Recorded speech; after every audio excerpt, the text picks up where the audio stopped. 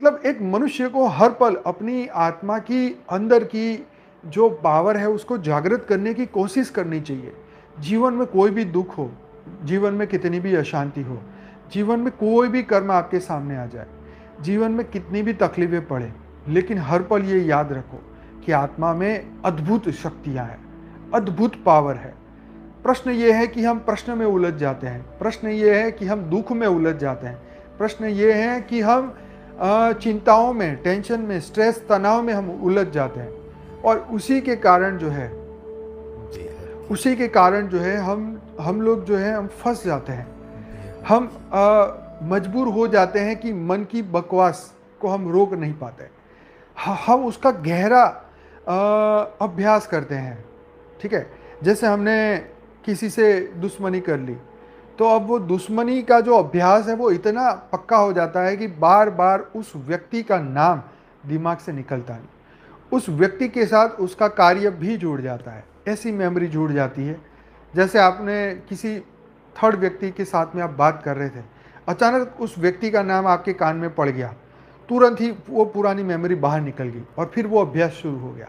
तो यहाँ अभ्यास का खेल है ना। यहाँ पे जब मनुष्य सुसाइड करने जाता है, चाहे स्त्री हो, पुरुष हो, लड़का हो, लड़की हो, जो बच्चे हैं जो परीक्षाओं में फेल हो जाते हैं, अपने आप से बात करते रहते हैं, अपने आप को कि नहीं अब जीवन जीने लायक नहीं है, अब जी के क्या फ़ायदा, मेरे बारे में ये क्या सोचेंगे, वो क्या सोचेंगे, माँ बाप क्या सोचेंगे, जीवन तो दुख से भरा हुआ है, मेरे से मेहनत नहीं होती, मेरे से ये नहीं होता।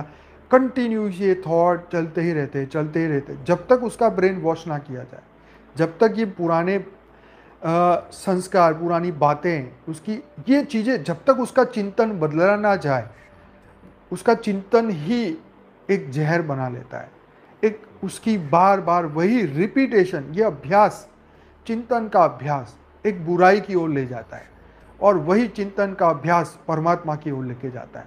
यहाँ अभ्यास की कमी है, हाँ, अभ्यास की कमी नहीं, सॉरी, अवेयरनेस की कमी है कि आप किस तरीके से, किसकी ओर चिंतन लगा रहे हो, क्यों चिंतन लगा रहे हो, इस चिंतन से प्राप्त क्या होगा। तो यही चिंतन से जीव शिव बन सकता है और यही चिंतन से आत्मघाती बन सकता है।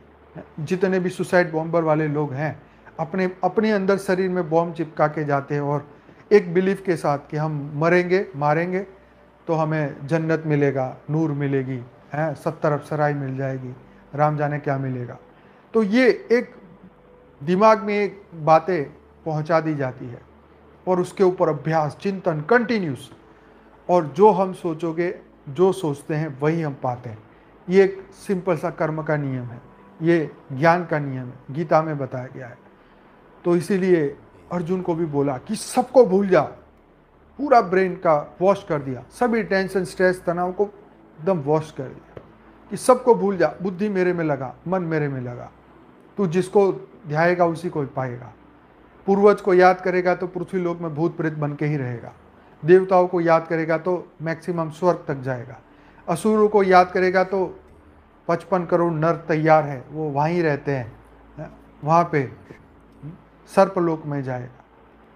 और मुझको याद करेगा तो गोकुल धाम या उससे भी आगे शिवपुरी में याद करेगा तो शिवलोक तक जाएगा, उससे भी आगे परमात्मा को याद करेगा तो परम धाम जाएगा। तो बात यह है कि अभ्यास किसका कर रहे हैं, चिंतन किसका कर रहे हैं। बेहद की परम शांति सोचो, बोलो परम शांति। Join us daily for live meditation, 10 p.m. to 11 p.m. on YouTube Live. Subscribe now. Website www.paramshanti.org. Email us anand@paramshanti.org. Like, share, subscribe.